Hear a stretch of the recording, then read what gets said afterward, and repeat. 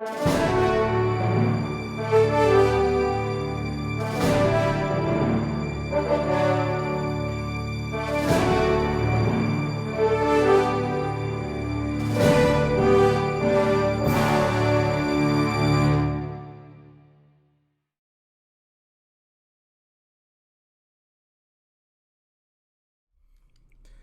going on, everybody? Welcome back to Too Much to Watch. I am your host, Sean. Today, we're going to do a little bit of a review of a movie, and we're going to also talk a little bit about a ranking in that franchise.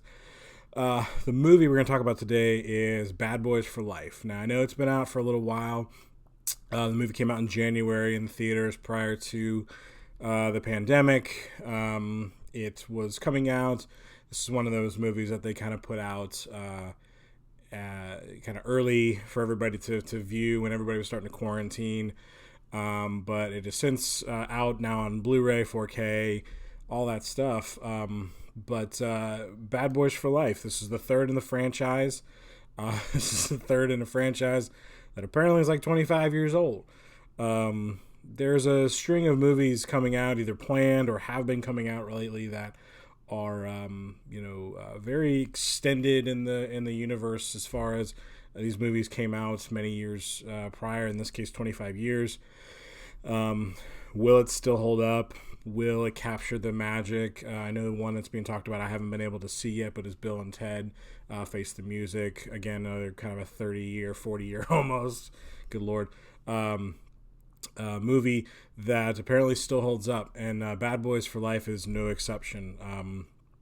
Coming out in January, a lot of movies, this typically is like the dumping ground for movies, right? These are bad movies made with big names, but one that big time flop this year was Dolittle, that came out in January. Big flop, big budget. But this one came out, and this one did not disappoint. Fans of the franchise seem to love it. And movie critics really enjoyed it. It is what it is. And I'm no exception. I thought the movie was fantastic. The franchise holds a little bit of a special place in my heart. This is one of those ones I grew up watching with friends. The second one came out when I was in college, so it's right there to get into theater when that happened. But the first one, 1995, so 25 years ago. The second one came out 2003, 17 years ago. This did very well at the box office. It wasn't, looking at the budget, it wasn't made for a lot of money in comparison, but it made a good amount of money, and people are still wanting to see Will Smith and Martin Lawrence and these characters run around Miami, blowing stuff up, fighting crime, and this movie hit it. There's no Michael Bay this time around. Two other directors, Falal and Arib, I believe is how you say it. Sorry if it was the last name. Sorry if I butchered them. I had expectations as being a fan of this franchise, and it hit. It captures a lot of the same feeling. Obviously, these characters are older. These actors are older. It hits on some of that stuff with them being older. But it makes fun of it for sure. But I think it takes a little more seriously. This is definitely one of the more serious. This is the more serious of the franchise for sure. The first one, we got something real special. Will Smith was gaining a lot of fame. He was famous. He was popular. And Michael Bay put together a movie. I'm okay with the Michael Bay hate for sure. I don't think he's a particularly great director. But he had some good lightning in a bottle in this one. He's a great special effects coordinator for sure. But this movie hits on a lot of the same things you would think about with age and growing up, and can these guys still do this? Especially Will Smith. It's Mike Lowrey. Mike Lowrey is always the run and gun, the more wilder of the two for sure. And his age has caught up with him. He's been doing this for a long time. Both of them have been doing it for a long time. And it hits on some things about age and family and growing. And these guys are family, and they've always been family. But things happen. A spoiler alert. Here, it has been out since January, so hopefully you've seen it by now. It's on Stars, I think, actually, at this moment. So you can see if you have a Stars subscription. You don't have to rent it or buy it. But Martin Lawrence is now a grandfather. Will Smith is battling kind of that young single guy age thing and making a lot of jokes about growing gray, and he's not as young. He can't do this stuff, and he really gets hurt in this movie.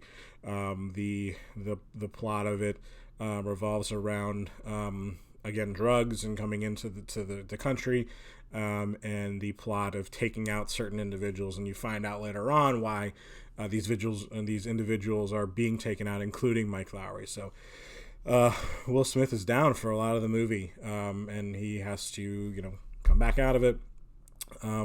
Martin Lawrence is great in this. I will say this is kind of the part of the movie that gets a little old for me. The I'm getting too old for this stuff. The Danny Glover of Lethal Weapon.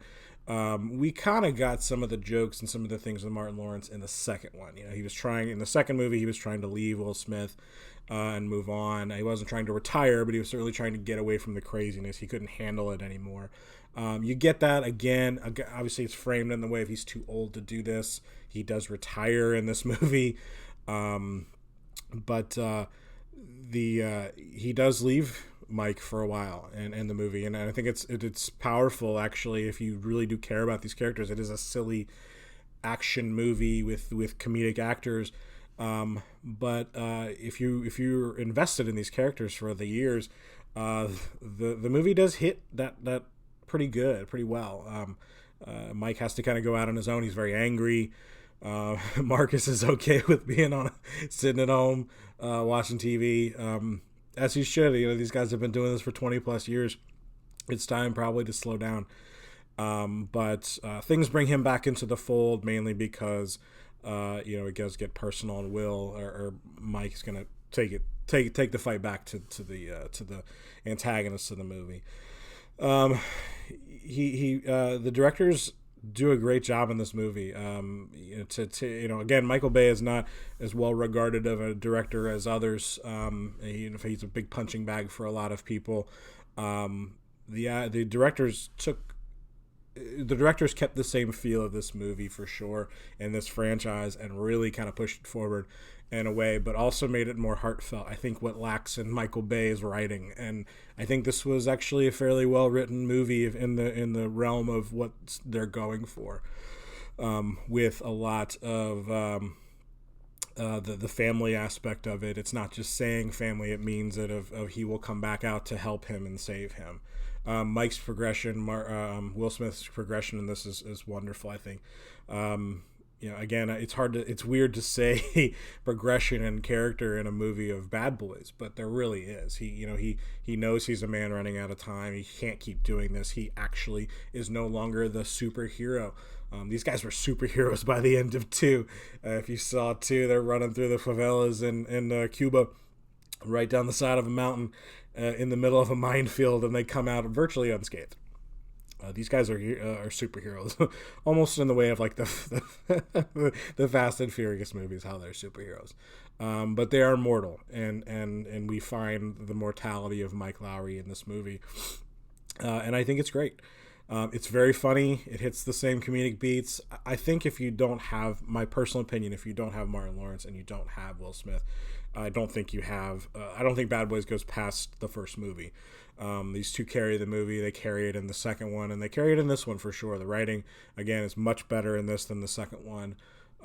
Specifically, we'll talk about the second one when I get down to the rankings, because I do want to rank this franchise as well and kind of let you know what I think about the overall of it. But overall, though, specifically on the movie itself, this was a win for me. It was a win for a lot of people. It captured, again, a lot of what we liked about the first 2 and added some actual character depth and actual stakes. Again, 2 was a virtual superhero movie, and this one was a little bit more grounded, if you will. And the big spoiler alert is Mike Lowrey's got a kid. We find out that some of his past dealings and some of his past undercover work has gotten him a son. And again, if you haven't seen it, I've spoiled that a little bit for you, but I'll go ahead and leave it open for you to go ahead and watch the movie and see who his son actually is. So for me, Bad Boys for Life, if you haven't seen it, I highly suggest. Well, first of all, what are you doing? Because I just kind of spoiled a big part of the movie for you. But if you haven't seen it, I highly suggest it. If you like the other two movies, please watch this movie. It's great. It did really well. People are still clamoring for more Bad Boys, so there is talk about a fourth movie. Bad Boys 3 was talked about for a very long time. Will Smith had talked about writing it or getting it back together for a long time. Again, this realm of trying to make movies and sequels or additions to franchises 30 years later, pretty well done. And again, good to have those two back in the helm, and hopefully they continue to do it. So this portion of the video, I'm actually going to go through the rankings of the three Bad Boys movies.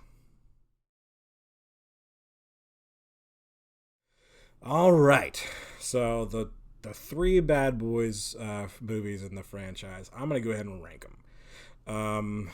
I give you a quick little rundown. I kind of talked about it in the review of how I felt about certain ones. I did like this movie, but I want to kind of talk about where this in particular, the third movie, fell in the franchise for me. So, again, there's only three. It's not going to be a huge list. But number 3 for me is Bad Boys 2. Bad Boys 2 is an incredible popcorn action movie flick, for sure. The action virtually never stops. I showed the Bad Boys franchise in anticipation of watching the third one to my wife, who had never seen them before. And she loved the first two. She thought they were great. But even said to me, and I've always felt this way, Bad Boys 2, like, you need a break after that movie. It goes a long time. It's very long. I think it's almost 2.5 hours. If not, it's just over 2.5 hours. And the movie doesn't stop, which is a good thing if you're watching a popcorn flick, for sure. But it is long. And the problem with Bad Boys 2 is it is a wonderful spectacle movie, but the writing is pretty bad in that one. A lot of the same retread jokes. It's kind of more cringy to watch nowadays with how society's kind of moved on from some of the things that they talk about. This is kind of this is pinnacle Michael Bay writing, which is very bad. But if you're looking for an action movie, there's Bad Boys 2 should be talked about as an action movie.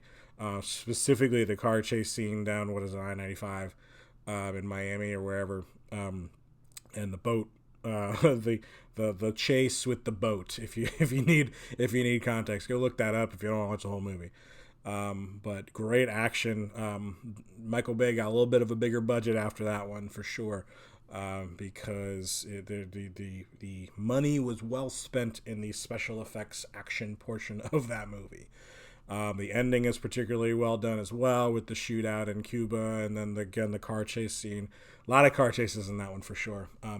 But overall, I think the jokes don't land as well. The chemistry is still there. But this is where you start getting that Martin Lawrence, I don't want to do this anymore with you, Mike. Pretty much the whole movie. And the one joke that really always gets me is, he can't take Mike's driving. Man, then don't get in the car with me, man, because all he ever says is how bad or crazy of a driver Mike is. Gets old by the end. So the movie does wear on you. Great action movie, but it wears. My number 2 in the franchise is Bad Boys for Life. I thought this, again, if you listen to me, I won't go into much more detail because I just did. It's a great movie. Great continuation of the story with these two guys. Great action set pieces, great chases. And again, it makes it a little, it grounds it a little bit more. Makes it actually a little bit more real for these guys. So number 2. Number 1, real quick, there's only one left, and that's Bad Boys 1. Lightning in a bottle for sure of this movie. This is a great action movie, old action movie in 95. So obviously some of the jokes are dated, some of the action is dated. But having said that, the chemistry is impeccable. These two guys are great. The ending scene is wonderful. The chase drag race strip down an airport is pretty wild. Again, it's very dated. It's obviously in the mid 90s. But this is peak Will Smith, not peak Will Smith, but this is really the rise of Will Smith. And from that movie how big of a star he could be and will end up being. Martin Lawrence is wonderful. This is some good funny Martin Lawrence for sure.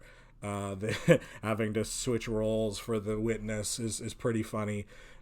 Again, dated, but the movie hits really well. Still highly watchable, quotable, and really just wonderful. This was good Michael Bay. Again, you probably saw Michael Bay wasn't the greatest back then, but Michael Bay does well here. I got to give him some credit. Again, a wonderful action director. Not a great director, not writing, but for sure, Bad Boys 1 is a hit, still wonderful. So that's my rank of the franchise. Bad Boys 2, Bad Boys for Life, Bad Boys 1. I hope they make more. I hope they make a fourth one. I'll definitely go see it. And I hope you do too. So that's the end of this video. Be sure to like, subscribe, comment. Let me know what you think about the movie, Bad Boys for Life. Let me know what you think about the other two movies, the franchise as a whole. I hope that this video finds you well. Thank you again for stopping by. And let me know what you think. Thanks. Have a great day. Peace.